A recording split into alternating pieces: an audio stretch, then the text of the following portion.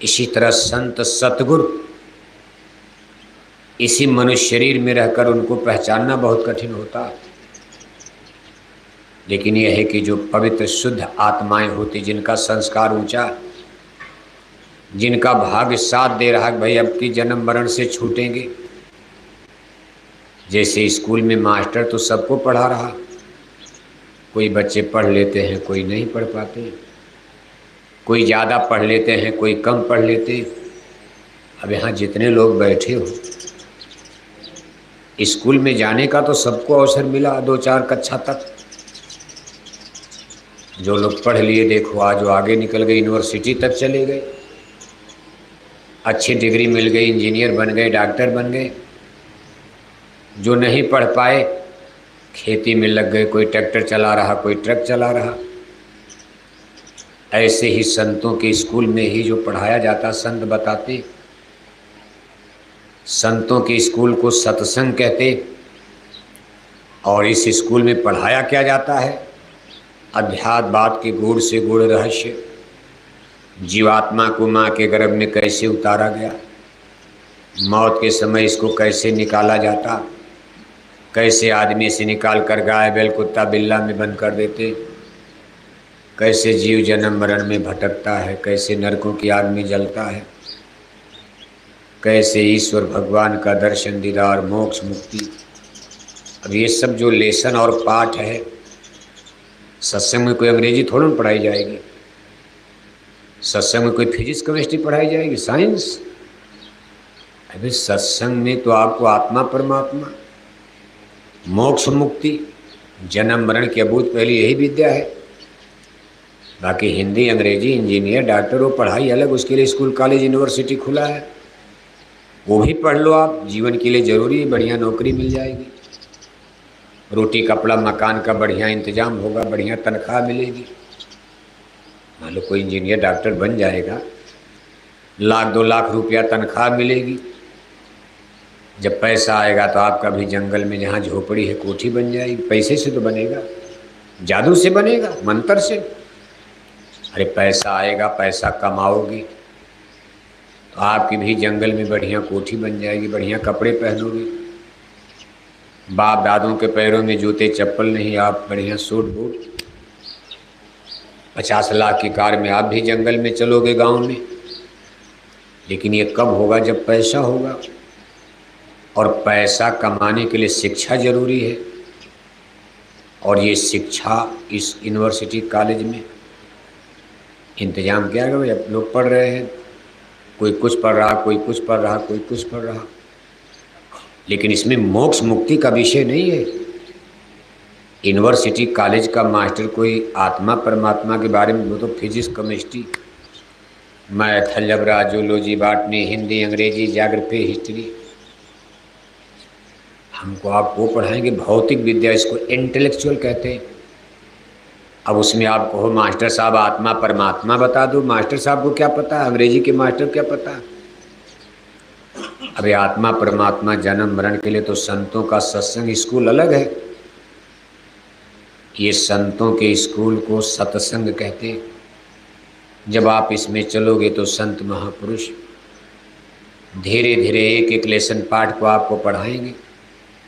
समय लगेगा, एक दिन में नहीं। हिंदी अंग्रेजी कोई एक दिन में पढ़ता, 10-10 साल 20-20 साल लोग स्कूल में पढ़ रहे हैं, तब भी फेल हो जाते हैं।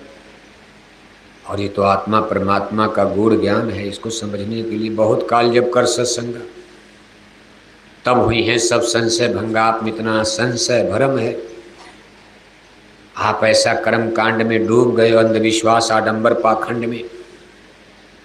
शुरू में तो आपको संतों का ज्ञान उल्टा लगेगा, आप कहोगे भाई गुरुजी लोग ये तो हमारे धर्म के खिलाफ ज्ञान दे रहे। क्यों? क्या आपका धर्म मांसाहारी हो चुका है? आपके इस जंगल पहाड़ का धर्म मांसाहारी, पूजा भी आपकी अंधविश्वास वाली है। जब आपसे कहा जाए भाई गुरु की खोज करो, आप कहोगे महाराज हम तो गंगा नहाते हैं, जमुना नहाते हैं, हमारे देवी देवता तो हमने पत्थर में बना लिया, पहाड़ में, वो पहाड़ की ऊंची पर हमारी देवी है। बस हम उनके अलावा किसी को नहीं मानते, अपनी हमारी देवी है, हमारे घर में ही देवता है। हमने कंकड़ पत्थर का देवालय शिवालय बना लिया, उन्हीं को ले जा कर के हम बकरी मुर्गी काट कर चढ़ाते हैं, बलि देते हैं। हमारी यही पूजा। आप तो उल्टा बोल रहे हो, आप हमारे धर्म के खिलाफ बोल रहे हो। आप करो भाई नहीं गुरु की खोज करो, दूसरा आप करो भाई शाकाहारी धर्म अपनाओ। कहा महाराज ऐसा नहीं होगा, अगर हम मछली खाना छोड़ देंगे जबान का टेस्ट बिगड़ जाएगा, मज़े नहीं आएगा। अगर हम शराब पीना छोड़ देंगे रात भर हमको नींद नहीं आएगी। रात में भोजन भले न मिले लेकिन 2 बोतल शराब हमको जरूर चाहिए। पियक्कड़ लोग यही तो करते हैं, रोटी भले नहीं लेकिन दारू जरूर चाहिए, शराब चाहिए। और आपके इस जंगल पहाड़ में, पूरे भारत में, पूरी दुनिया में मांसाहारियों की संख्या देखो 92% के ऊपर जा रही है। 92% लोग संसार में मांस खाते हैं। आज भारतवर्ष में थोड़ा गणित बदल जाता, भारत में साधु संतों का शाकाहारी धर्म का प्रचार कुछ होता है। भारत में शाकाहारियों की संख्या करीब 20% और मांसाहारी हिंदुओं की संख्या 80%। बहुत अंतर नहीं, फिर भी भारत में गनीमत है, क्योंकि यहाँ संतों का प्रचार चलता रहता। अमेरिका, ब्रिटेन, लंदन, इटली, चीन, जापान, वहाँ इस तरह से सत्संग का शाकाहारी प्रचार नहीं चलता। इसलिए दुनिया के दूसरे देशों में मांसाहार धर्म तो भी मानते हैं, कुछ न कुछ पूजा, कोई ईसाई धर्म, कोई यहूदी, कोई ये कोई वो, तमाम धर्म दुनिया में, लेकिन सब धर्म गड़बड़, मांसाहार ही ज़्यादा है। हिंदू धर्म की स्थिति देखो, ताज़ा आंकड़ा, आज भारत में 1 अरब 4 करोड़ हिंदू में, यानी भारत की कुल आबादी 1 अरब 30 करोड़ बताई जा रही। पुरानी गणना के अनुसार, नई गणना तो कोरोना के कारण हो नहीं पाई, पुरानी गणना के अनुसार भारत की आबादी 1 अरब 30 करोड़। 1 अरब 30 करोड़ की आबादी में 1 अरब 4 करोड़ हिंदू, 18 करोड़ मुसलमान, 8 करोड़ में सभी धर्मों के लोग रहते। आपको सुन करके आश्चर्य होगा, 1 अरब 4 करोड़ हिंदू में आज करीब 82 करोड़ हिंदू मांस खाते। कितना हिंदू, कितना हिंदू? जोर से बोलो, ये कथा नहीं हो रही है, मछली छोड़ने वाली कथा है। इन्हें 10 रुपया दक्षिणा चढ़ा के घर में मछली खाते, ना ना ना ना, क्योंकि मांसाहारी धर्म पर आफत आने वाली है। ये कोई कथा नहीं सुनाई, आपको आफत से बचाया जाएगा। मांसाहारी धर्म दुनिया में खत्म होने वाला है। जहाँ जहाँ मांसाहारी धर्म होगा, चाहे ब्राह्मण पंडित के घर में होगा, वहाँ भी खत्म हो जाएगा। ब्राह्मण भी तो मांस खाने लगे। जिन ब्राह्मणों के चूल्हे पर आपके झाबुआ में ब्राह्मण होंगे, हिंदू धर्म में कथा कीर्तन पूजा पाठ वही लोग करते, गुरुवाई करते हैं। आपको कथा सुनाएंगे, घर में जाके खुद मछली खाते हैं। अंधा गुरु और बहिरा चेला, होए नरक में ठेलम ठेला। जब गुरु ही भटक गए तो बताओ चेला का, जनता का क्या होगा? जैसे नेता लीडर भटक गए, धर्म गुरु भटक गए, न कोई समझाने वाला न कोई बताने वाला। अब आप सोचो, 82 करोड़ हिंदू भारत में मांसाहारी हो चुके, बच गए 22 करोड़ शाकाहारी। मतलब एक हिंदू शाकाहारी तो सामने 4 हिंदू मांसाहारी। जितने हिंदू भारत में शाकाहारी, उसका 4 गुना हिंदू भारत में मांसाहारी। मुसलमानों का आंकड़ा अलग है। मुसलमानों के घर में तो शाकाहारी खोजने में पसीना आ जाएगा आपको। अब आपके इलाके में तो मुसलमान भाई कम है, लेकिन जहाँ हैं, आप मुसलमान के घर में जाओ, रजिस्टर बनाओ, शाकाहारी मुसलमान मिलेगा कोई जल्दी? ये हिंदुओं की बात हो रही है केवल। जितने हिंदू भारत में शाकाहारी, आज उसका 4 गुना हिंदू भारत में मांसाहारी। तो पूरे भारत का आंकड़ा, गांव गांव का आंकड़ा अलग अलग है। जैसे मान लो किसी गांव में राधा स्वामी मिशन के लोग ज़्यादा हैं, राधा स्वामी मिशन में भी शाकाहारी धर्म का ज्ञान दिया जाता है। राधा स्वामी नाम सुने नहीं सुने आप? जोर से बोलो। राधा स्वामी लोग बोल दो। वो भी एक महात्मा थे, अंग्रेजों के ज़माने में उनका मिशन शुरू हुआ। बहुत बड़ा मिशन है दुनिया में। इसका मुख्य कार्यालय देखो, इसमें डेरा ब्यास पंजाब। स्थापना तो महाराज जी ने आगरा से किया था, आगरा शहर उत्तर प्रदेश। लेकिन करोड़ों करोड़ों लोगों को उन गुरुओं ने शाकाहारी बनाया देश विदेश में। लेकिन अब पिछड़ता जा रहा है। अब कोई स्कूल कॉलेज बहुत दिन तक तो चलता नहीं है। मास्टर लोग धीरे धीरे, बहुत बढ़िया स्कूल चलता है, विद्यार्थी खूब जाते हैं, आगे चल करके स्कूल कमज़ोर होता, दूसरा स्कूल खड़ा हो जाता। स्कूल तो बंद होगा नहीं। एक स्कूल कमज़ोर हुआ, लोग कहने लगे भाई अब मास्टर ठीक नहीं, पढ़ाई नहीं ठीक हो रही, दूसरा स्कूल पकड़ो। किसी ज़माने में वही स्कूल सबसे बढ़िया माना जाता था। आज झाबुआ के पुराने स्कूल देखो टूट रहे हैं, सरकारी स्कूल। अब नए नए स्कूल खड़े हो गए तो आप अपने बेटा बेटी को उसमें भेज रहे हो। पुराने स्कूलों की कोई महत्व कब अब गड़बड़ हो गया, अब नया स्कूल देखो आप, भले पैसा लगेगा। ऐसे ही संतों का भी चलता। जैसे कबीर साहब का जमाना था, एक जमाना था कि राजे महाराजे, दिल्ली के बादशाह सिकंदर लोदी को भी साहब कबीर ने घुटने टिका दिया। लेकिन आज कबीर पंथ ही हवाबाजी हो गई। कबीर पंथ तो है, स्कूल है उनका, लेकिन अब वहाँ भीड़ भाड़ कोई जाता नहीं। करे ये सब कबीर साहब की तरह से मास्टर वहाँ रहे ही नहीं। ऐसे संसार का नियम, इसमें किसी का दोष नहीं है। कोई स्कूल यहाँ, कोई ज्ञान, कोई शिक्षा, यहाँ पर कोई शासन, कोई सत्ता, कोई नीति नियम बहुत दिन तक नहीं चलता। 150 हजार बरस जाते जाते कोई न कोई परिवर्तन, युग बदल जाता। सतयुग से त्रेता, द्वापर, कलयुग। इसी तरह से किसी जमाने में राधा स्वामी मिशन का बोलबाला, जिसमें अंग्रेज भारत से गए 1947 में, उसमें राधा स्वामी मिशन का बहुत बोलबाला 50-60 तक। लेकिन 70-80 आते आते राधा स्वामी मिशन पराभव की तरफ थोड़ा कमज़ोर हो गया। आज जितना प्रचार जय गुरुदेव मिशन की तरफ से, लाखों लोग बोरा पहनकर, लाखों लाख भाई बहन शाकाहारी जैकेट पहनकर, एक एक गांव गोद लेकर अपना पर्चा, अपना पोस्टर, अपनी पत्रिका, अपना भाड़ा, किराया, डीजल, पेट्रोल खर्च करके गांव गांव जाकर शाकाहारी धर्म का प्रचार आज जिस तरह से जय गुरुदेव मिशन कर रहा है, इस तरह से शाकाहारी धर्म का प्रचार करता हुआ कोई मिशन, कोई संगठन आपको भारत में नजर आता है? कोई कर रहा है? नहीं कर रहा है। इसलिए जय गुरुदेव मिशन देखो न, इतनी मेहनत, आज सबकी निगाह, सबकी दृष्टि, भले आप इसको समझो ना समझो, मानो ना मानो, लेकिन बोरा देखते लोग कहते भाई जय गुरुदेव वाले हैं। जैकेट आप देखते भाई कहा शाकाहारी वाले, जय गुरुदेव मिशन वाले हैं। लेकिन भारत में बहुत से शाकाहारी मिशन हैं, लेकिन अब सबका सूरज धीरे धीरे अस्त हो रहा है। दोपहर के बाद जैसे धूप कम होने लगती है और जय गुरुदेव मिशन का सूरज दोपहरी की तरफ बढ़ रहा है।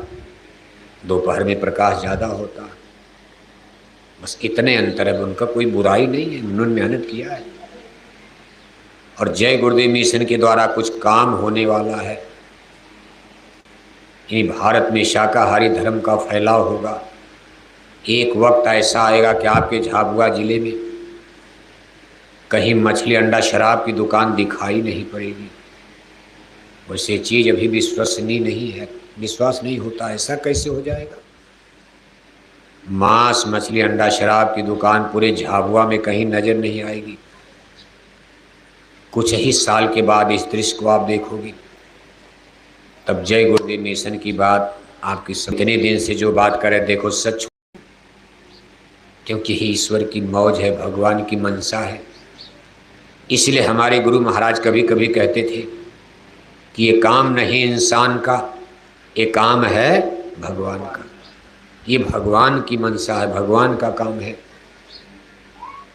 आदमी के बस का है कि मछली अंडा शराब की दुकान बंद करा देगा? किसी मुख्यमंत्री प्रधानमंत्री के बस का ही नहीं है। हमारी सरकारें तो खुद ही मुर्गी पालन खोलवा रही, वो क्या बंद कराएंगे? कोई मुख्यमंत्री प्रधानमंत्री तो मछली पालन खोलवा रहे गांव गांव। सरकार के लोग तो देखो शराब की दुकान गांव गांव, ठेका सरकार खुद ही शराब बेच रही है, सरकारी दुकान, और उस पर लिखा रहता है आपका ध्यान किधर है, और शराब की दुकान इधर है। और दुकान है सरकारी, कोटे पर ठेके पर सरकार देती है ठेकेदारों को।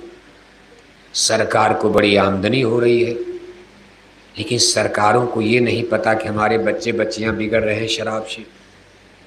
सरकार केवल अपनी आमदनी देख रही है कि भाई हम दूध दही की दुकान करेंगे, कम बिक्री हो रही है। लेकिन जब हम शराब की दुकान खोलते हैं तो कोई घर नहीं बचता जो शराब न खरीदे न पिए। लेकिन इसका परिणाम क्या हो रहा, सोचा कभी आपने?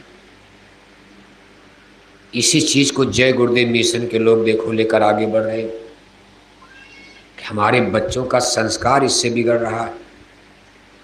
जैसे जैसे समय बीत रहा है शराब पीने वाले बढ़ते जा रहे हैं।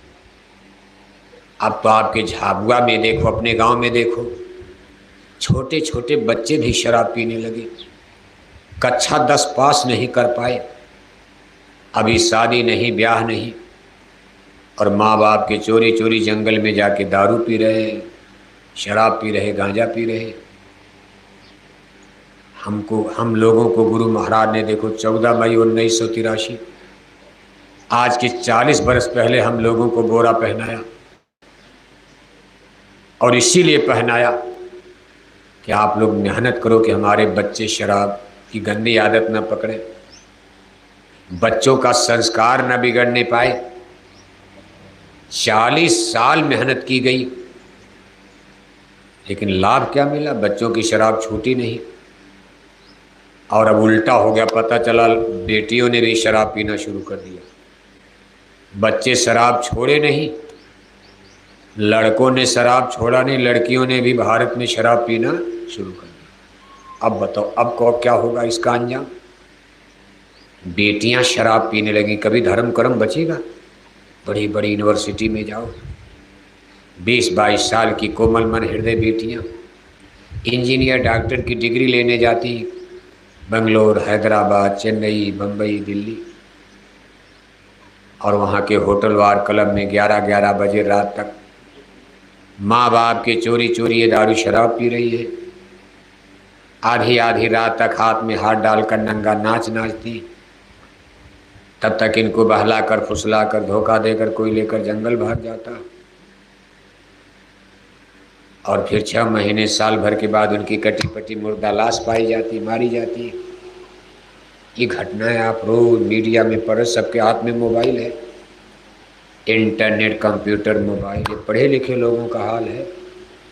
कोई अनपढ़ गवार अब है, और यूनिवर्सिटी कॉलेज में कोई, शहर में कोई अनपढ़ है? यानी बेटियां शराब पियो भी यूनिवर्सिटी में। बताओ, इंजीनियर बनना, डॉक्टर बनना बुरा नहीं है। बेटियां टीचर बने, ट्यूटर बने, मास्टर बने, जज बने, बैरिस्टर बने, वकील बने, बेटियां डीएम बने, एसपी बने, कौन मना करता? लेकिन बेटियां शराब पीने लगेगी तब तो धर्म गड्ढ हो जाएगा। क्या संस्कृति बचेगी, क्या धर्म बचेगा, क्या मानवता बचेगी, क्या मनुष्यता बचेगी? क्या राम राज आएगा, धर्म राज आएगा?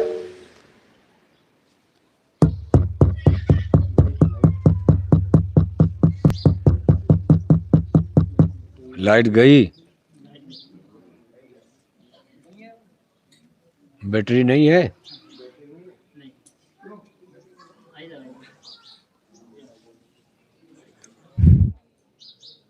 पटेल साहब,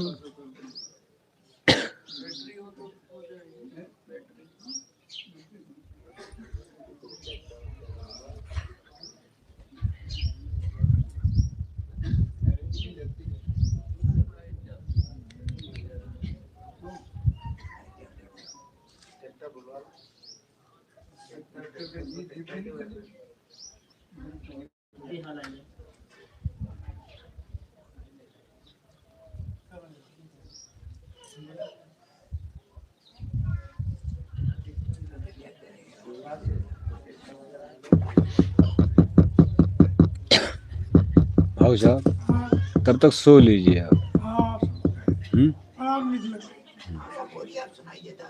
तब तक सो लीजिए।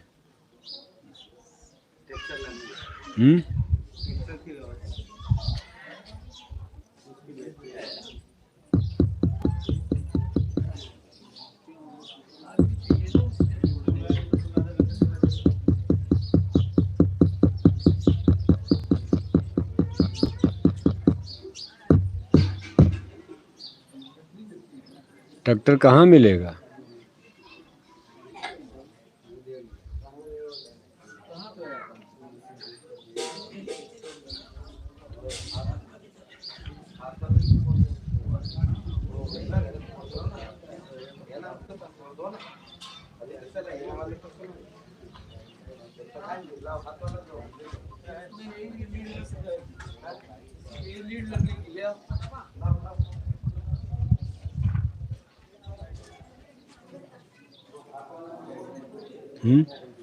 क्या है?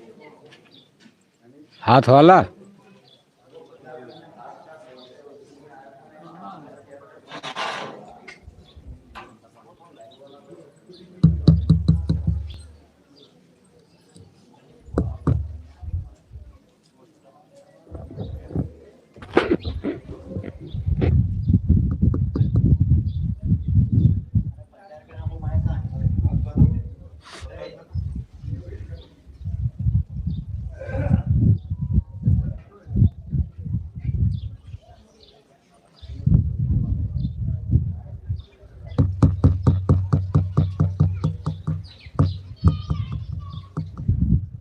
अपनी गाड़ी की बैटरी नहीं लग जाएगी बोलेरो की? क्या आ गए?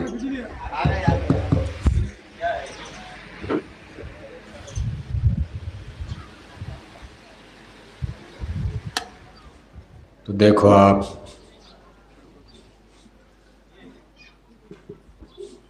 आज हमारे समाज में शराब का कितना बड़ा बोलबाला, और कभी कभी हम आप इस पर जरूर विचार करते, आप भी करते होंगे कि भाई अच्छा समाज बनाना है, राम राज लाना है, इन चीज़ों को तो कम करना पड़ेगा या बंद करना होगा। अंडे खिलाकर, शराब पिलाकर कोई माई का लाल भारत में राम राज ला पाएगा? भगवान राम के राम राज में अंडा बिकता था, भगवान राम के राम राज में शराब बिकती थी, और आज लोग कहते नहीं नहीं इसी में राम राज आ जाएगा। ऐसा तो नहीं हो सकता। इससे तो हमारा समाज गंदा हो रहा है।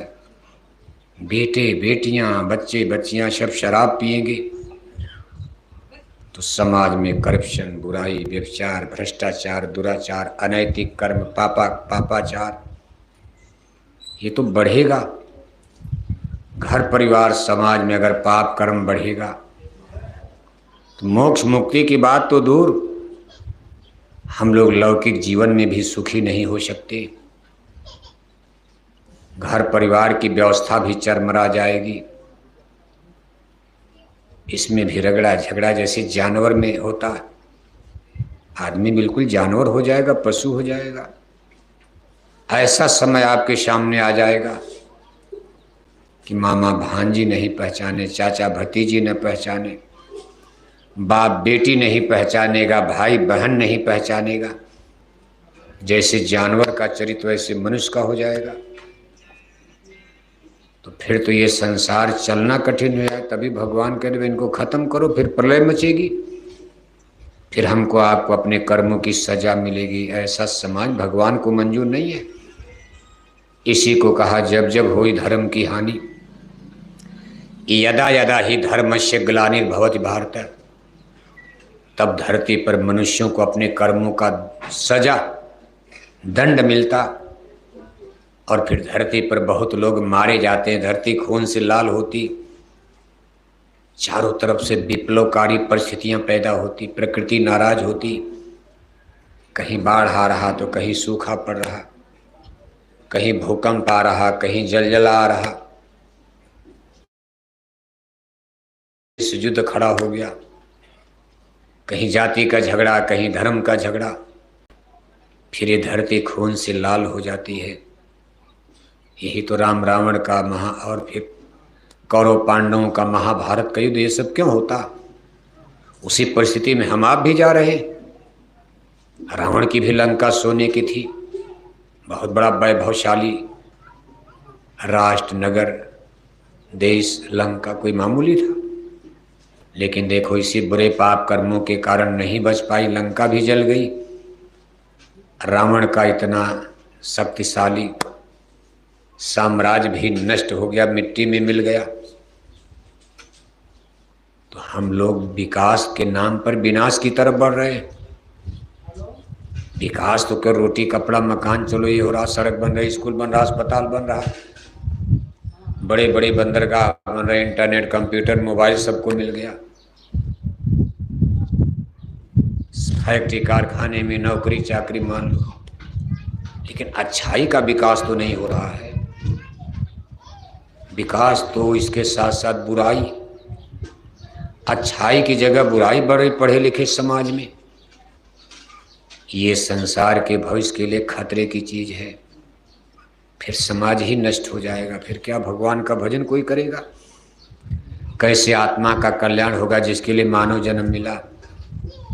आखिर मानव जन्म का असली उद्देश्य हमारे सभी महापुरुषों ने जीव कल्याण का बताया। कहा मिली नरदेह है तुझको, बनाओ काम कुछ अपना। आपकी मानव जन्म मिला है तो दुनिया का काम करते हुए आपको अपनी आत्मा का भी तो कल्याण करना, उसके लिए भी कुछ करना। और अगर हम नहीं कर पाए तो जन्म मरण चार खान 84 से कोई बच पाएगा? मान लो कल कोई गाय बैल कुत्ता बिल्ला का जन्म मिल जाए, फिर उस समय आपको कितना कष्ट भोगना पड़ेगा। आकर 4,84,000 योनि भ्रमत ये जीव अविनाशी, फिरे सदा माया का प्रेरो, काल कर्म स्वभाव गुण घेरो, कबहू कर करुणा नरदेही, देत ईस बिन हेत स्नेही, नर्तन भव बारिद कह बेरो, सन्मुख मरुत अनुग्रह मेरो, जे न तरय भव सागर, नर समाज यस पाए, सुकृत निंदक मंदमती, आत्मा हन गति जाए। का ऐसा मानव जन्म पाकर जो अपनी आत्मा को भव सागर से पार नहीं करा पाए, वो जीव 84 के कुएं में गिरेंगे, जन्म मरण में कितने युग तक भटकेंगे। कहा कई जन्म है कीट पतंगा, कई जन्म गजमीन कुरंगा, कई जन्म पक्षी स्रबजोइया, कई जन्म है बर ब्रिखोइया। कहा कितने जन्म बीत जाएंगे, गाय बैल कुत्ता बिल्ला कीड़ा मकोड़ा पशु पक्षी। इसी तरह सब लोग भटकते हुए, ये मानव जन्म तो बड़ी मुद्दत के बाद मिला, इसके पहले तो यही दुर्दशा, नहीं संभल पाए तो आगे भी यही दुर्दशा। देखो एक दृष्टांत आता, साहब कबीर काशी नगरी में जब सदगुरु के रूप में अवतार लिए थे, एक बार गंगा नदी को पार करके एक गांव में पहुंचे तो वहाँ एक चौधरी साहब, किसान चौधरी, अच्छी खेती बाड़ी थी लेकिन बुढ़े हो गए थे, बहुत बड़ी पगड़ी बांधे हुए अपनी कोठी हवेली के सामने पलंग पर पड़े थे। अब बुढ़ापे में आदमी कोई काम तो कर नहीं पाता, नहाया भोजन किया सो रहा। घर वाले भी सोचते भाई चलो दादा कम से कम घर की रखवाली तो करेंगे। अब चौधरी बेचारे दरवाजे पर पलंग पर पड़े हैं। उसी समय साहब कबीर पहुंच गए, लगे उनको सत्संग सुनाने। कहा देख भाई चौधरी, तूने अपनी जिंदगी में बहुत कुछ बनाया, घर बनाया, मकान बनाया, कोठी हवेली जमीन बगीचा सब बनाया, बेटा बेटी नाती पोता सब, लेकिन आत्मा के कल्याण के लिए तो कुछ नहीं किया। जो जीवन का मूल उद्देश्य था आत्मा का कल्याण, इसके लिए तो कुछ किया ही नहीं। असली काम तो हुआ नहीं, सब नकली। और अब तेरे मौत का दिन आ गया, बुढ़े हो गए, कुछ दिन में मर जाओगे। ये कोई दुनिया की चीज जिसके लिए मेहनत किया बनाया साथ जाएगी नहीं। जो आत्मधन का खजाना आपके साथ जाने वाला हो तो कमाई किया नहीं, भगवान का सच्चा भजन। और सब पीछे कौन बोल रहे हैं भाषण दे रहे हैं? देखिए आपकी बजरंगी ब्रिगेड तो नहीं, पकड़ के लाइए। लगता है यही है बजरंगी ब्रिगेड है। बजरंगी ब्रिगेड तो गड़बड़े मचाए है। चारों तरफ बजरंगी ब्रिगेड। आज की बजरंगी ब्रिगेड बड़ी गड़बड़ है। बोलेंगे जय श्री राम जय श्री राम, और शाम को लिया 200 ग्राम टनाटन हो गए। भगवान राम की बजरंगी ब्रिगेड में तो हनुमान अंगद जामुन सुग्रीव अंडा खाते थे। जब भगवान राम की बजरंगी ब्रिगेड थी, हनुमान अंगद जामुन सुग्रीव शराब पीते थे। और आज की बजरंगी ब्रिगेड है, आपकी झाबुआ में भी होगी बजरंगी ब्रिगेड। क्या कहते? जय श्री राम जय श्री राम जय श्री राम। और शाम को लिया 200 ग्राम टनाटन हो गए। आज की बजरंगी ब्रिगेड गड़बड़ से लक्ष्य ही गड़बड़ है। नहीं सही कर पाओगे कुछ आप। जब आपका रास्ता ही भटकाव का, क्या करोगे? नकली भगत बनते हो, हनुमान बन रहे हो कि अयोध्या जलाएं। अयोध्या में आग लगा दोगे, लंका तो जला नहीं पाओगे। अंडे खाकर शराब पीकर कोई लंका जला पाएगा? नकली हनुमान बनते हो आप। अरे असली बनो। कौन थे? बजरंगी ब्रिगेड थे जो दूसरे लोग थे। हाँ, कहाँ गए? लाए आप बाहर चले। तो देखो आप, साहब कभी लगे उनको सत्संग सुनाने चौधरी को।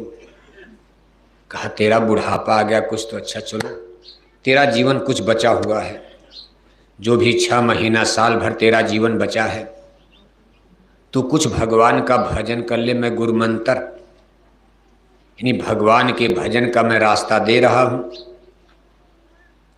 भाई भगवान के भजन का सिस्टम तरीका होगा, बस कीर्तन बजाना है, ढोल बजा के भजन होता है?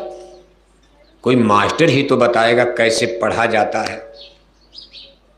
अब स्कूल में मास्टर न हो, स्कूल की दीवार पढ़ाएगी? मास्टर न मिले, केवल किताब आपको पढ़ा देगी? ऐसे भगवान के भजन का सच्चा रास्ता, स्पिरिचुअल एक्सपेरिमेंट, कोई भी आध्यात्मिक साधना, उपासना, अभ्यास, कसरत, एक्सरसाइज, पूजा पाठ, भजन भक्ति का मार्ग कोई गुरु सदगुरु मास्टर ही तो समझाएंगे। उनके बताए रास्ते से पूजा करोगे तो मेहनत कम, लाभ ज़्यादा होगा। और अपने मन से ही पूजा करने लगोगे तो कुछ पता नहीं कहाँ जा रहे हो। मनमानी पूजा, कोई लाभ नहीं, फायदा नहीं, पैसा भी लगेगा, समय भी जाएगा। जैसे आज के ज़माने में देख, सब मनमानी पूजा है। किसी ने बताया थोड़ा ना, जो इसके जो मन मारक सोई जा कहाँ जो भावा, पंडित सोई जो गाल बजावा। तो साहब कबीर कहते, भाई चौधरी ले, मैं भगवान के भजन का रास्ता आपको गुरु दीक्षा गुरु मंत्र दे रहा हूँ, इसी अनुसार करना। चौधरी ने हाथ जोड़े, रे कहा महाराज अभी ठहर जाइए, अगली बार जब आइएगा तब हम गुरुमुख हो जाएंगे। साधु संतों का सत्संग इतनी जल्दी समझ, इतना जीव माया में फंसा। भजन भक्ति संतों का विषय सत्संग अच्छा नहीं लगता। कहा महाराज अभी मुझको ये काम करना, ये काम करना, अभी से पूजा क्या करना, अभी तो मैं चल फिर रहा हूँ, अगली बार आप आओगे तब गुरु मंत्र लूँगा। साहब कबीर ने कहा, देख भाई चौधरी, मौत का कोई भरोसा नहीं, मालूम मैं आऊँ मेरे आने में लेट हो जाए और पता चला तुम्हारी मौत आ गई, तब तो गड़बड़ हो जाएगा। इसलिए शुभ काम में देरी मत करो, गुरु मंत्र अभी ले लो, भले कम करना लेकिन गुरु मंत्र तो ले लो, भेद रास्ता जान लो। लेकिन अब चौधरी का भाग्य धोखा दे दिया, नहीं समझ में बात आई। अब भजन भक्ति कोई डंडा मार कर होगा? ये तो प्रेम का सौदा है भाई। संत महात्मा समझा रहे, मान जाओगे आपका भला होगा, नहीं होगा तो कष्ट। साहब कबीर चले गए। 15 बरस के बाद दोबारा नंबर लगा उस गांव का। जब उस गांव में दोबारा पहुंचे तो देख रहे हैं कि चौधरी के कोठी के सामने पलंग खाली पड़ा है। साहब कबीर घर में बच्चों से लगे पूछने कि भाई जब हम पहली बार आए थे तो आपके दादा इसी पलंग पर सो रहे थे, कहाँ गए? बच्चों ने कहा महाराज हम लोग तो बहुत छोटे छोटे थे, पूरा होश तो नहीं है, लेकिन पता चला दादा बहुत पहले मर गए। अब साहब कबीर तो अंतर्जामी महात्मा, अंतर्दृष्टि के द्वारा अंतर जगत में झांक कर लगे देखने कि चौधरी बेचारे मर करके गए कहाँ, मरे तो उनको अगला जन्म क्या मिला। अब संतों के पास अंतर्दृष्टि हम आप तो नहीं दें, हम आप तो अंदाजा लगाते हैं कि कोई आपके झाबुआ जिला में मर गया, आपके गांव में टोले मोहल्ले में। हम लोग एक ही बात करते हैं कि मेरे पूजनी दादाजी का क्या हो गया, क्या हो गया? स्वर्गवास। दादी मर गई तो क्या हो गया? स्वर्गवास। माताजी मर गई क्या हो गया? स्वर्गवास। पिताजी मर गए क्या हो गया? स्वर्गवास। हम लोग तो सबको एक ही भट्टी में झोंकते, जाओ स्वर्ग का पट्टा टिकट ले लो, सब स्वर्ग चले जाओ। दादा 2 कुंतल मछली खाकर मर गए तब भी कहोगे स्वर्गवास। दादा सारी जिंदगी शराब पीते पीते मर गए तब भी लिख दिया स्वर्गवास। मतलब पूरा झाबुआ स्वर्गवासी हो गया, कोई नरक गया ही नहीं हमारे आपके अनुसार। लेकिन हम आप चूंकि देख नहीं रहे, अंदाजा में बोलते, जाते तो देखा नहीं दादा कहाँ गए मर करके। आप तो शरीर जलाकर 10वां मनाए ब्रह्मोत्सव 13वीं मना के लड्डू पूड़ी गांव वालों को खिला रहे हो।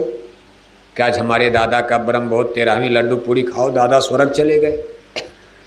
अब दादा कहाँ गए, लेकिन संत देखते हैं, उनके पास अंतर्दृष्टि अंतर जगत में झांक कर। साहब कबीर देख रहे हैं कि चौधरी अपने घर में गाय भैंस बहुत पालते थे, तब जमाना था गाय भैंस का, बल्कि गाय पालने वालों की एक जाति बन गई जिनको गोपाल ग्वाला अहीर कहा जाता है। कहते हो आपने ताह अहीर कछो हरिया छछिया भर छाछ पर नाच नचावें। इसी वंश में जब जदवंश कृष्ण अवतारा, हुई हैं हरन धरन अखबारा।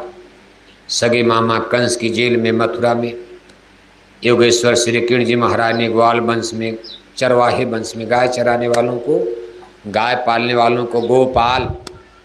जातियां ऐसे बन गई।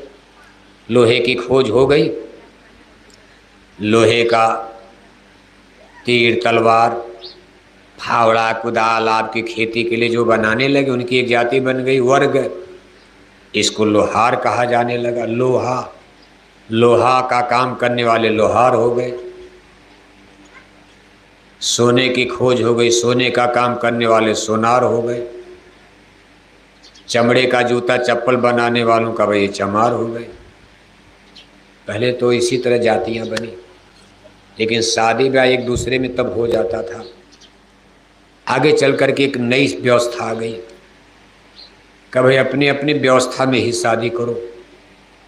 लोहार है तो लोहार में शादी करो, चमार है तो चमार में शादी करो, सोनार है तो सोनार में शादी करो, ग्वाला और गोपाल गाय पालने वाला है तो गोपाल में शादी करो, ग्वाला में करो। क्यों? कि भाई गाय पालना है तो गाय को चारा लाना, गाय दूहने का काम। अब किसी सुनार के घर में शादी करोगी और सुनार के घर की लड़की आ जाएगी, बेचारी को क्या पता दूध कैसे निकाला जाता है। लेकिन अहीर के घर की लड़कियां सबको पता है गाय कैसे पाली जाती है बचपन से। लोहार के घर में बाप दादे का पेशा, उस समय कोई फैक्ट्री कारखाने थे। अब तो ज़माना बदल रहा, अब तो देखो सारे पैसे टूट रहे हैं। लोहार के बच्चे इंजीनियर बन गए, डॉक्टर बन गए, वो डॉक्टर बन गए। अब उनको कोई कहेगा लोहार है, साहब कहोगे। किसी सोनार का लड़का कलेक्टर बन गया तो उसको आप साहब कहोगे, सर करोगे। दरोगा बन गया झाबुआ में आकर। ऐसे ये वर्ग बनता रहता है। इसमें कोई आपको बहुत टेंशन लेने की जरूरत नहीं है। सच्ची बात ये समझो कि जातियां ईश्वर ने नहीं बनाई, ये तो फक्त है। जिस दिन आपको माँ के गर्भ में भेजा मानव बनाकर, भगवान ने कोई लोहार पंडित कुम्हार हिंदू मुसलमान नहीं बनाया। इसलिए सभी धर्म ग्रंथों में मानव शरीर की महिमा गाई गई। कहा यह तन दुर्लभ तुमने पाया, बड़े भाग मानुष तन पावा, इसकी व्याख्या की गई। तो देखो आप, चौधरी बेचारे गाय भैंस बहुत पालते थे, लेकिन एक गाय से उनका बड़ा प्रेम था। शायद वो गाय दूध ज़्यादा देती थी, सही है, भाई दूध के लिए तो गाय भैंस पालते हो। अब गाय केवल दाना चारा खा रही, दूध दे ही नहीं रही है, तो कौन रहेगा? गाय माता का फेंक दो, हटाओ जंगल में। दूध दिया तो गाय माता, और गाय ने दूध देना बंद कर दिया तो हिंदू लोग गाय को जंगल में भेज, मारो काटो ले जाओ भैया। तो कोई गाय माता नहीं, मतलब का है सब, हर जगह मतलब है। सुर नर मुनि सबकी यह रीति, और स्वार्थ लाग करें सब प्रीति। मतलब निकल गया तो पहचानते नहीं। गाय ने दूध देना बंद कर, कौन गाय माता मानेगा? ठाठ गाय, बूढ़ी गाय, भेज दो झाबुआ के जंगल में, कसाई मारे चाहे एक्सीडेंट हो जाए। अब चौधरी देखो सबको दाना चारा पानी दे रहे, लेकिन उस गाय से बहुत उनका प्यार था, क्योंकि दूध ज़्यादा देती थी। बढ़िया समय से नहलाना धोलाना सहलाना, ये हो प्यार दुलार पुचकार। अब जह आशा तह बाशा, इस सिद्धांत के मुताबिक जब चौधरी मरे, अपने ही गाय के पेट में बछड़ा बनकर पैदा हो गया। इसीलिए कहा है मोह सकल व्याधिन कर मूला। इस संसार से बहुत लगाव नहीं रखना चाहिए, क्योंकि जानते हो कि ये माया की छाया धोखा है। यहाँ कुछ अपना नहीं है, और जब अपना नहीं तो अपना मान कर चलोगे, मरते समय तक माया बढ़ गई।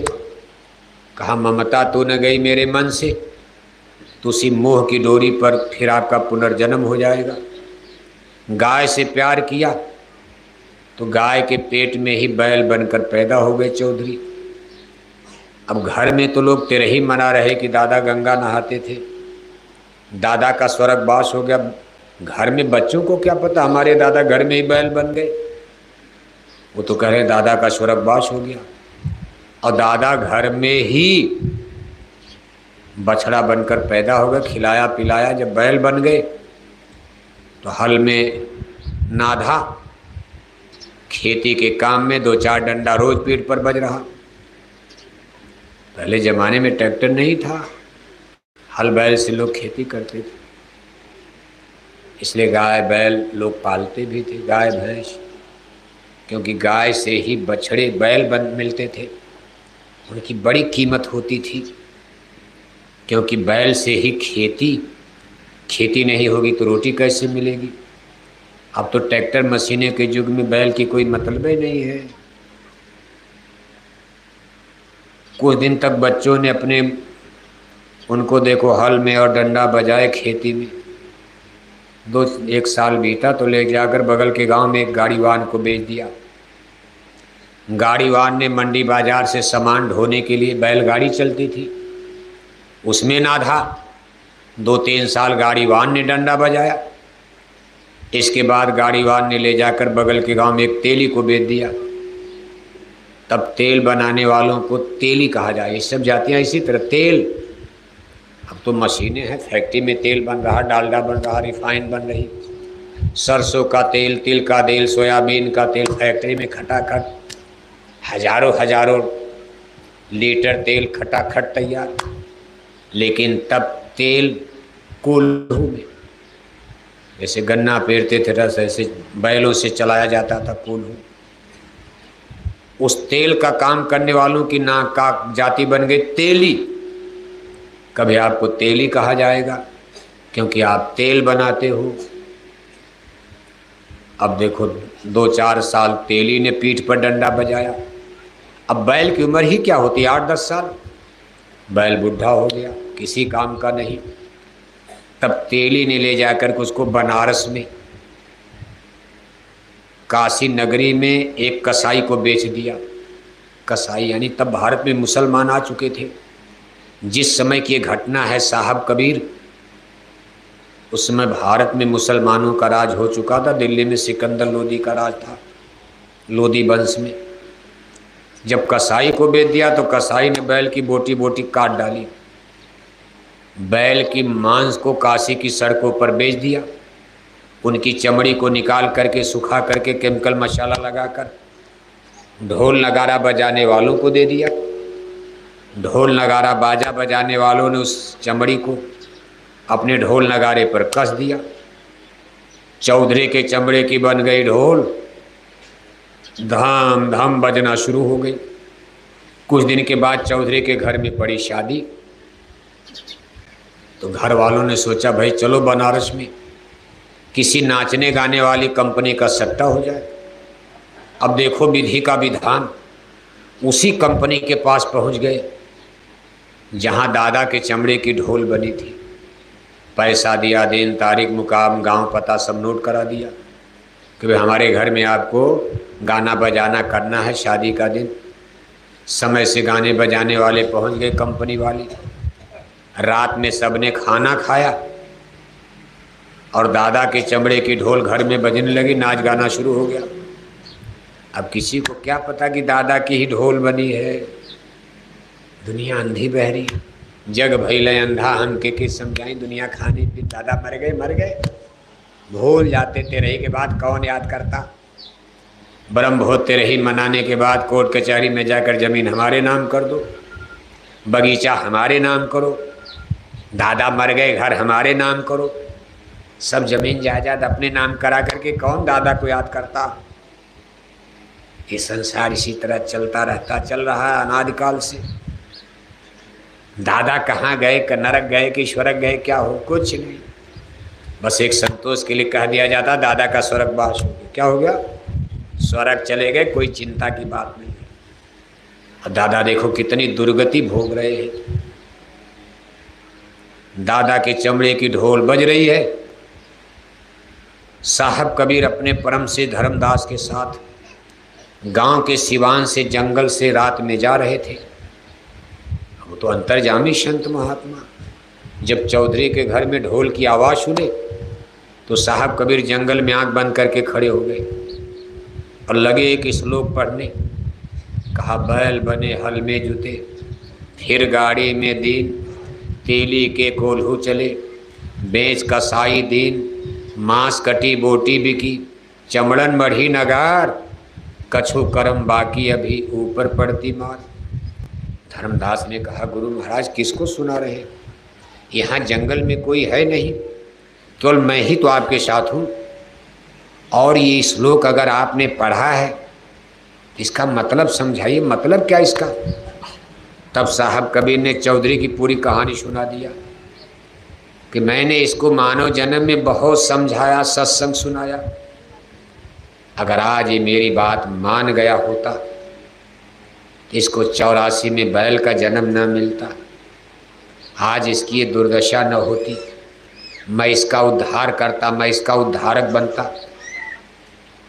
कर्णधार सदगुरुदेव नावा, दुर्लभ साथ सुलभ पर पावा। सदगुरु ही तो पार लगाएंगे। सतगुरु बिना न कोई बाँचे, नाम बिना 84 नाचे। धर्मदास ने कहा, गुरु महाराज अब तो बैल भी मर गया। मान लीजिए चौधरी को बैल का जन्म मिला, लेकिन अब बैल का भी जन्म खत्म। चौधरी को अगला जन्म क्या मिला। साहब कबीर ने फिर आंख बंद किया। थोड़ी देर के बाद आंख खोलते और कहते हैं, धर्मदास चौधरी को अगला जन्म कुत्ते का मिल गया। आदमी से बैल बने और बैल के बाद कुत्ता, यानी नीचे गिर रहे हैं, नीचे की तरफ, जैसे कुएं में गिरा जाता पहाड़ से नीचे। आदमी से बैल बने, अब तीसरा जन्म उनको कुत्ते का मिल गया। आज उनके घर में शादी है, सब लोग भोजन करके जूठी पत्तल घर के पीछे फेंक चुके हैं। चौधरी बेचारे अपने घर में जूठी पत्तल चाट रहे हैं और गांव के सभी कुत्ते उनको काट रहे हैं। कुत्तों से झगड़ा हो रहा। कुत्तों में झगड़ा होता ही है। एक टुकड़ा रोटी फेंक दो, कुत्ते लड़ेंगे, न खाएंगे न खाने देंगे। चौधरी बेचारे अपने ही घर में जूठी पत्तल नहीं चाट पा रहे, गांव के कुत्ते काट रहे, उनको झगड़ा हो रहा। धर्मदास ने कहा, गुरु महाराज हमने सुना है, आप भी कहते हो संत दरस जिम पातक तरही, संतों का दर्शन भी मिल जाए तो जन्म जन्म के कितने पाप नष्ट हो जाते। आप कह रहे हो कि हमने चौधरी को कई बार सत्संग सुनाया, चौधरी आपके दर्शन का लाभ मिला, उनको आपका दर्शन मिला, आप एक सद्गुरु हो, संत हो, तो क्या इसका चौधरी को कोई लाभ नहीं मिला? मान लो चौधरी ने आपका गुरु मंत्र नहीं लिया, लेकिन आपका दर्शन तो उन्होंने किया, आप संत का दर्शन तो मिला। और कहा संत दरस जिम पातक तरही, साहब कबीर ने कहा जरूर मिला दर्शन का लाभ। दर्शन का लाभ ये मिला, अब कुत्ते के बाद चौधरी को मानव जन्म मिल जाएगा, बस इसके बाद अब ऊपर जाएंगे। अब कुत्ते के नीचे कीड़ा मकोड़ा पशु पक्षी पेड़ पौधा नहीं बनना पड़ेगा। मेरे दर्शन का, मुझसे मिलने का उनको लाभ, सत्संग का जो मैंने उनको सुनाया बताया, उसका लाभ ये कुत्ते के बाद मानव जन्म में आएंगे, और मानव जन्म से इनको फिर रास्ता मिल जाएगा, कोई संत महात्मा मिल जाएंगे। कहने का मतलब ये है, हम देखो संसार की ममता में इतने ग्रस्त हैं कि संतों महापुरुषों का सत्संग, सत ज्ञान, सच्चा विचार हमारी आपकी जल्दी समझ में नहीं आता। हम आप बुराई की तरफ लगातार अग्रसर होते रहते, बुरे पाप कर्म ही हमारी नीयत बन जाते, सुबह से लेकर शाम तक, शाम से लेकर सुबह तक। ऐसा माया ने हमको आपको अपने फितूरबाजी में फंसा लिया। कहा माया महा ठगनी हम जानी, इसने सभी जीवों को ठग दिया भूल भुलैया में। खाते पीते सोते ही जन्म बीत जाता, रात गंवाई सोई के दिना गंवायो खाए। हीरा जन्म अमोल था कौड़ी बदले जाए। कोई अपनी आत्मा की चिंता करता है? जिनको गुरु महाराज ऐसे सद्गुरु मिले, सत्संगियों का हाल देखो आप, 10-10 साल 15-15 साल से सत्संग सुन रहे, वो भी ध्यान भजन सुरन पर बस एक बहाना मारते, कोटा पूरा कर देते, उसे आधा सो गए आधा जाग गए, बाकी उनका भी समय दुनियादारी में ही ज़्यादा बीत रहा। कहते क्या करें, दुकान से फुर्सत नहीं, माला पूजा छूट जाता, हफ्तों बीत जाता, एक सुमिरन 15 मिनट का सुमिरन नहीं कर पाते। सत्संगियों का हाल देखो आप, कितने लोग तो सत्संग छोड़कर भाग ही गए। झाबुआ ने कहा बाबा का ये पूजा पाठ मेरे माया ने धोखा दे दिया। जा करके देखो कोई कहीं गया, कोई कहीं गया, कितने जा करके फिर मांस खाने लगे, शराब पीने लगे। गुरु महाराज ने उनको सुधारा, 60 सुधरे सत्संगति पाई। सत्संग जल जो कोई पावे, मैल आई सब कट कट जावे। कितनी मेहनत से गुरु महाराज ने उनका सुधार किया, शाकाहारी बनाकर सत्संग में लगाया। 2-4 साल सत्संग में सेवा भी किया, माला पूजा भी किया, सत्संग भी किया, लेकिन माया ने देखो धोखा दिया, जाकर गड्ढे में गिर गए। फिर मांस खाने लगे, कितने तो शराब पीने लगे। फिर कितने सत्संगी मान लो सत्संग में, लेकिन आप मिलोगे तो जय गुरुदेव बोल देते हैं। सत्संग तो छोड़ दिया, सत्संग छोड़ करके हट गए, मथुरा भी नहीं जाते, आपके इस आश्रम पर या कहीं सत्संग होता झाबुआ में नहीं आते, लेकिन जब आपको देखते हैं तो जय गुरुदेव बोल देते हैं। ऐसे भी सत्संगी मिलेंगे, और कितने आपको ऐसे मिलेंगे कि सत्संगी संगत छोड़ कर गए, अगर आप सामने पड़ गए तो मुंह फेर लेंगे, बल्कि आपके अंदर में शिकायत बाहर में करेंगे। और उनका खान पान भी बिगाड़ दिया, मांस खाने लगे, शराब पीने लगे। अब इन जीवों का क्या हाल? अभी आपको दुनिया को समझाना, सत्संगियों का ये हाल तो दुनिया को क्या समझाओगे आप बताओ? सत्संगियों के घर का हाल देखो, वो बेचारे बोरा पहन रहे, शाकाहारी जैकेट पहन रहे, और उनके बच्चे बच्चियां घर में अंडे खा रहे हैं, उनके ही बच्चे सत्संग घर में शराब पी रहे हैं। दुनिया कहती भाई आप दुनिया को झाबुआ को क्या सुधारोगे, पहले अपने घर वालों को तो ठीक करो। आपके बच्चे यूनिवर्सिटी में पढ़ने गए, वहाँ दारू पी रहे, अंडा खा रहे। कुल मिलाकर के ये सत्संग में आते जाते रहते तब तो कुछ धुलाई होती, सफाई होती। जैसे साबुन बराबर लगाओ तो आपका कपड़ा कभी गंदे नहीं होगा। अब 1 हफ्ता 2 हफ्ता उस पर गंदगी चढ़ रही, कितनों फिर साबुन लगाओगे, फट जाएगा, साफे नहीं होगा। लेकिन समय समय से धोते रहोगे तो कभी इस पर मैलाई नहीं चढ़ती। ऐसे सत्संग बराबर मिलता रहे तब जीव का भटकाव नहीं होता और कुछ तो विधि का विधान होता। किसी जन्म का लेखा जोखा चलता, कर्मों के बादल आ जाते, जीव बेचारा भटक जाता। लेकिन संत मत जो रास्ता गुरु महाराज का है, इसमें इतनी बड़ी लोगों को गारंटी दी जाती है। ऐसा गठबंधन है, महापुरुषों का इस संकल्प होता, वो वचन देते कि भाई जिसको सद्गुरु नामदान देते वो जीव कभी नरक नहीं जा सकता, नरक जाएगा नहीं। मान लो सत्संग में आकर के चला गया, मांस खाएगा, शराब पिएगा, तब भी नरक नहीं जाएगा, जबकि मांस खाने की सज़ा नरक ही है। लेकिन अगर सद्गुरु का जीव है, नामदानी है, और मान लो सत्संग छोड़कर फिर मांसाहारी हो गया, शराब पीने लगा, तब भी नरक नहीं जाएगा। एक बार का देखो बड़ा सुंदर दृष्टांत है। गुरु नानक देव महाराज के ज़माने में उनका एक शिष्य नामदानी भगत नरक में चला गया। गुरु जी ने अंतर्दृष्टि से देखा तो शिष्य बेचारा नरक में कष्ट भोग रहा। अब उसको बचाने के लिए गुरु जी नरक की तरफ बढ़े। जब नरक के पास पहुँचे तो जैसे आप तालाब के किनारे, नदी के किनारे अपना पैर नीचे करके तालाब में अपना पैर लटका दो, ऐसे गुरु नानक जी महाराज नरक कुंड के पास अपने चरण को उन्होंने नरक कुंड में डाला।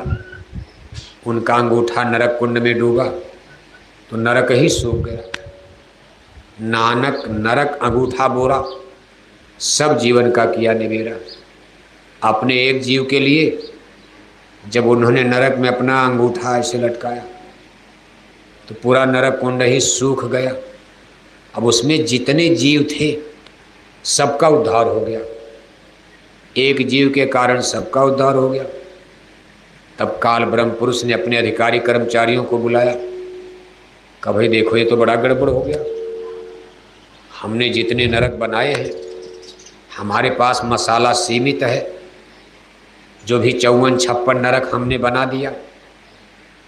नरकों की संख्या जैसे यहाँ जेल खाने अलग अलग होते हैं, कुछ तन्हाई का होता है, कुछ जेल खाना फ्री होता है, कुछ में हथकड़ी रहती है, कुछ में एकदम कोठरी में, काल कोठरी में जो घातक लोग होते, बड़े बड़े आतंकवादी वगैरह, उनके लिए अलग जेल।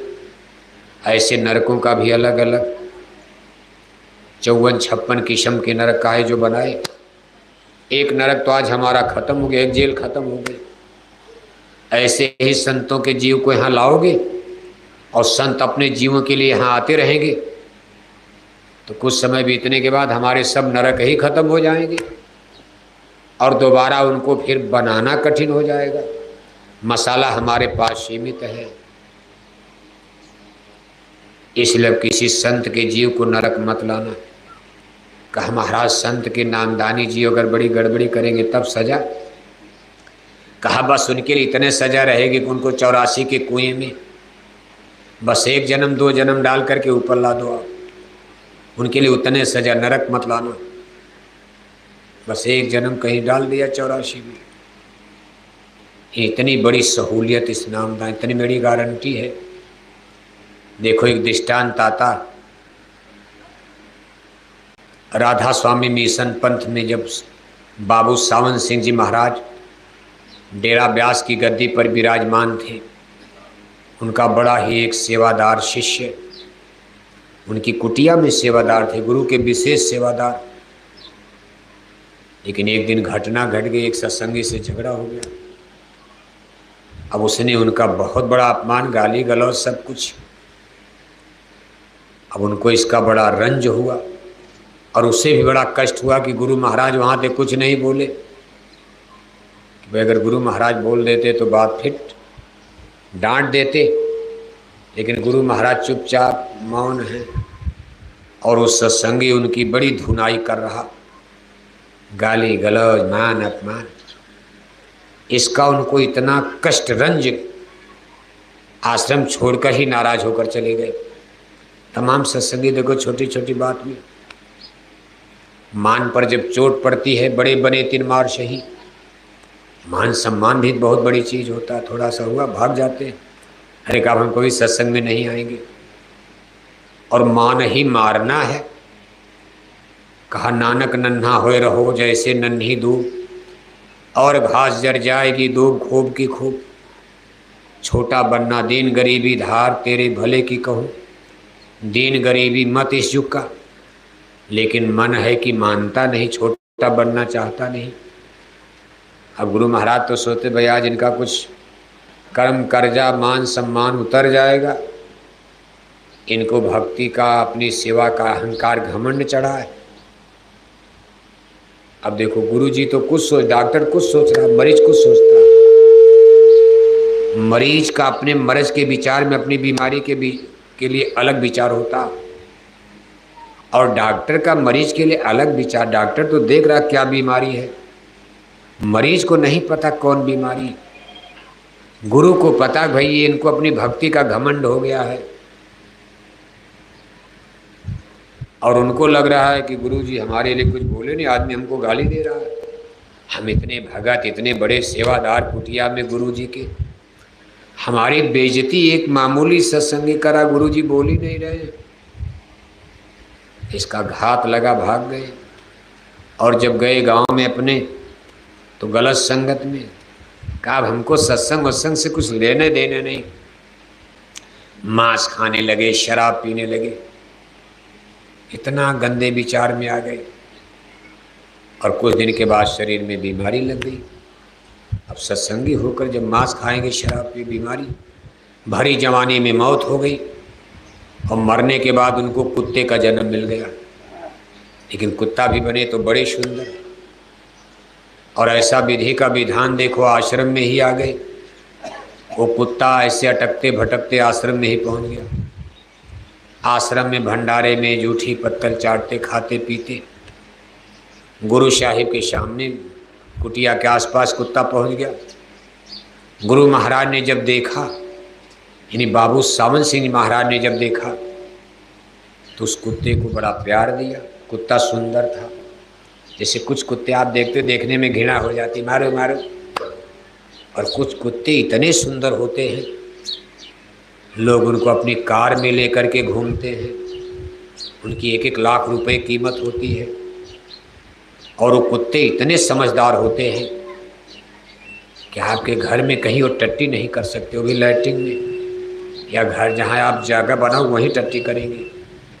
ये कुत्ते तो कहीं घर में रखोगे टट्टी कर देंगे। बड़े ही देखो चोर पकड़ लेते हैं, इतने जानकार वो कुत्ते होते, कैसे सूंघ करके चोर पकड़ लेते हैं। कुत्तों की अलग अलग वैरायटी, ऐसा सुंदर कुत्ता। अब गुरु साहिब तो समझ गए मेरा भगत आ गया। अब गुरु महाराज तो अंतर्जामी थे कि चेला फिर आ गया। आदमी में भाग गया था, कुत्ता बन करके आ गया। कहाँ जाओगे आप? गुरु महाराज ने अपनी कुटिया में उसको कहा भाई इसको दूध पिलाओ। कुटिया का वो कुत्ता जो है कुटिया का कुत्ता बन गया। यानी जहाँ वो सेवा करते थे उसी कुटिया में कुत्ता बन करके फिर वो भगत पहुँच गए। गुरु महाराज प्यार देने लगे। और वो कुत्ता जब गुरुजी सत्संग में चलते थे तो उनकी कार मोटर के आगे आगे कुछ दूर दौड़ता था, जैसे लगता था गुरुजी की विदाई कर रहे हो।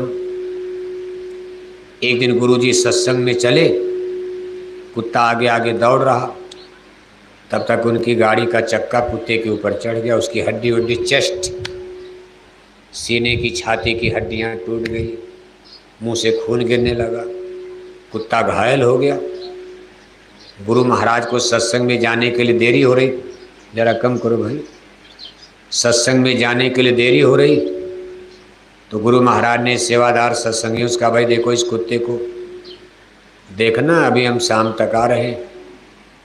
गुरु महाराज उधर गए, तब तक कुत्ता मर गया।